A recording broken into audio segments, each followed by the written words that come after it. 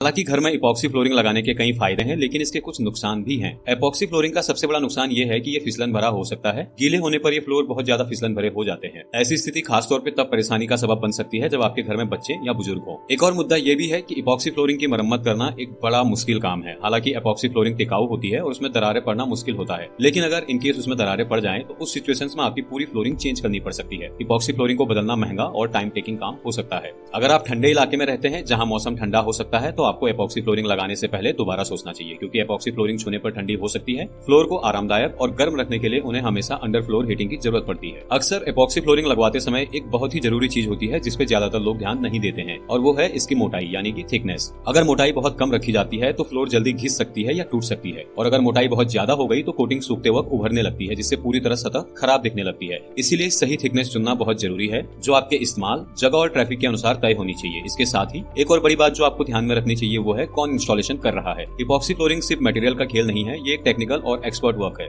आपको हमेशा ऐसे प्रोफेशनल से काम कराना चाहिए जिसके पास कम से कम 15 से 20 प्रोजेक्ट का अनुभव हो, क्योंकि अगर आप बिना देखे सिर्फ सस्ते दाम पर किसी नए अनप्रोफेशनल इंसान से इंस्टॉलेशन करवा लेंगे तो आपकी फ्लोरिंग खराब हो सकती है, जिसमें न सिर्फ आपका पैसा बर्बाद होगा बल्कि पूरा फ्लोर दोबारा बनाने की नौबत भी आ सकती है। इसलिए याद रखिए, इपॉक्सी लगाना एक इन्वेस्टमेंट है, इसे किसी नौसिखिए के हाथ में मत दीजिए। अगर